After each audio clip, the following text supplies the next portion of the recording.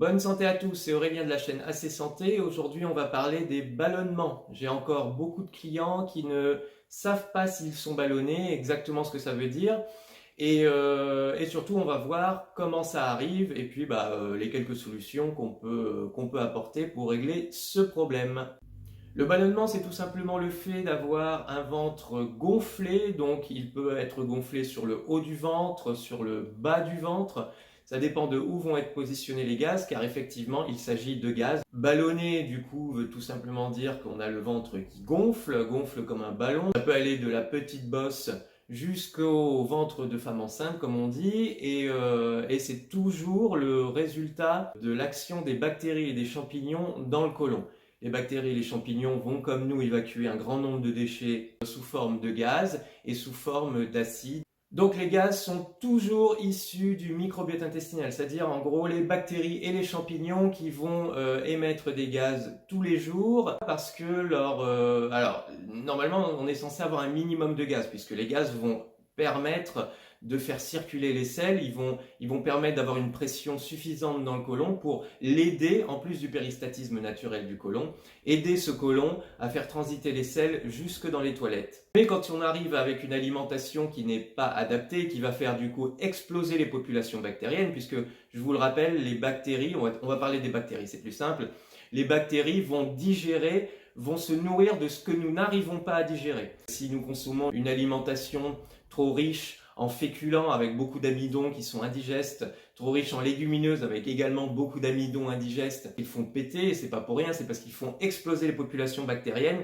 et du coup ces populations bactériennes, étant très nombreuses, vont émettre de grandes quantités de gaz. Et cela est uniquement le résultat d'un aliment qui est trop compliqué à digérer, et si nous ne le digérons pas, les bactéries et les champignons vont devoir le faire. Vous avez également les produits laitiers qui sont indigestes avec trop de caséine et trop de lactose. Donc voilà, vous avez ces trois groupes alimentaires, on va dire, qui vont vraiment créer de gros ballonnements. Donc les produits laitiers, les féculents et les légumineuses. Et cette pression trop importante dans le côlon va avoir une incidence délétère sur tous les autres organes qui sont autour, c'est-à-dire le cœur, les poumons, la vessie, évidemment le plancher pelvien, donc tous les muscles qui sont sous le pubis, qui sont le hamac, qui vont maintenir tous nos organes, donc les intestins. Ça va avoir une incidence aussi sur au moment de la digestion, juste après avoir mangé au niveau de l'estomac, puisque les gaz vont faire pression, donc le côlon va faire pression sur l'estomac, et ce qui va avoir tendance à faire remonter les sucs gastriques avec les aliments, et c'est une des causes, mais ça on le reverra pareil dans une prochaine vidéo, l'une des causes des remontées acides. Donc on respire mal, on a toujours une sensation d'inconfort au minimum, et sinon c'est des grandes douleurs au niveau du ventre, ça peut être du côté gauche, côté droit, vers le haut, vers le bas. Ça va dépendre vraiment des cas. Nous avons mal au ventre, mais bien sûr aussi au dos. La cause majeure de toutes les douleurs dorsales, c'est les gaz qui font pression sur les muscles du dos, donc les muscles dits lombaires.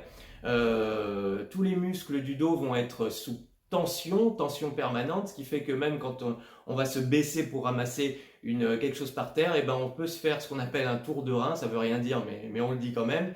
Ça veut dire que les muscles qui sont en tension permanente vont se fouler tout simplement. Ça va créer de petites inflammations ou des grandes, et ça va aussi avoir une incidence évidemment sur la colonne vertébrale, puisque ça va pousser les disques vers l'extérieur, et ça va permettre du coup aux nerfs de sortir, et on a du coup tous les problèmes de hernie discale.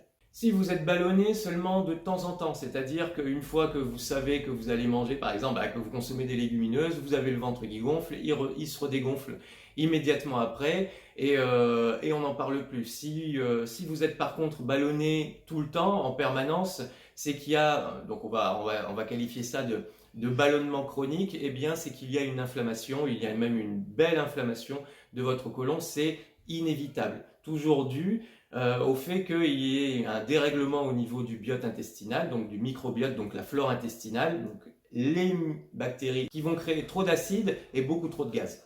On va donc éviter tous les aliments qui vont produire justement une surpopulation bactérienne et qui vont être à l'origine d'une grande production de gaz. Du coup, on évite les produits laitiers, comme je vous le disais, les produits laitiers, les féculents. Vous avez les FODMAP, qui sont une liste de produits qui ont une haute fermentabilité, mais on va dire que ce type de régime n'est qu'à garder que sur une très très courte durée, puisqu'il exclut une grande quantité de fruits, une grande quantité de légumes, beaucoup de produits dont on ne peut pas se passer. La solution la plus évidente pour régler ce problème de ballonnement, c'est évidemment de purger au minimum de purger le système. Donc on va faire des purges, on va faire des lavements à la maison, et si on veut aller plus loin, on fait un nettoyage du côlon avec une séance d'hydrothérapie du côlon ou irrigation du côlon. Et on va ramener des produits qui sont plus digestes, plus faciles à consommer, qui ne vont pas permettre un surdéveloppement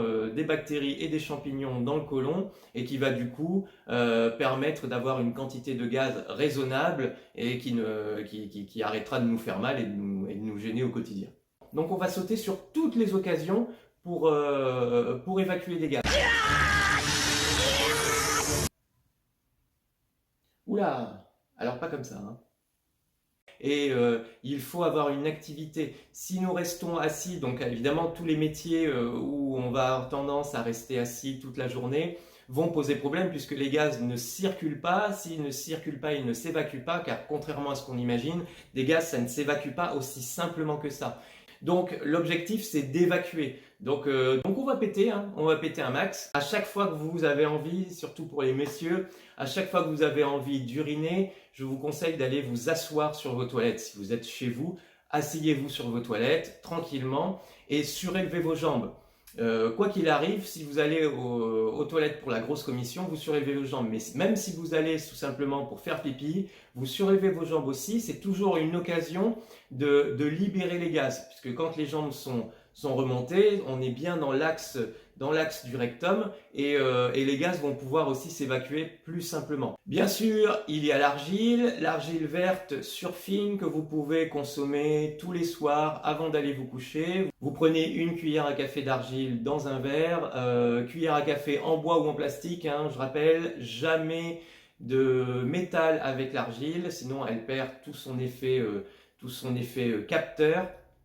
Et vu que c'est un produit hyper minéralisant, il va réduire l'acidité dans le côlon, il va aider à réguler les populations bactériennes, retenir pas mal de toxines, et du coup, ça va largement favoriser le dégonflement du ventre. Donc si on veut avoir un ventre plat, il faut faire attention à son alimentation, il faut avoir une bonne hygiène de vie. On se couche tôt aussi pour que le nettoyage puisse se faire pendant la nuit.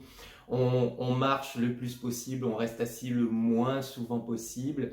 On mange le moins souvent possible, hein, pareil, si on réduit ses fréquences. Si on peut manger qu'une fois par jour, c'est l'idéal. Si on est à 3, on passe à 2, voilà. Et ce qui fait que du coup, ça va permettre d'avoir comme ça quand même des chutes de population bactérienne, qui va permettre du coup d'avoir beaucoup moins de gaz et d'être du coup bien moins ballonné. Vous savez tout sur le ballonnement, c'est un mécanisme qui est assez simple à comprendre et du coup assez simple à corriger. Et n'hésitez pas à liker la vidéo, laisser un petit commentaire pour laisser votre témoignage par exemple, ou tout simplement ce que vous avez pensé de la vidéo. Abonnez-vous pour soutenir la chaîne, faites sonner la cloche pour être au courant des prochaines sorties vidéo, puisque nous en sortons très régulièrement. Et je vous dis à la prochaine et prenez soin de vous.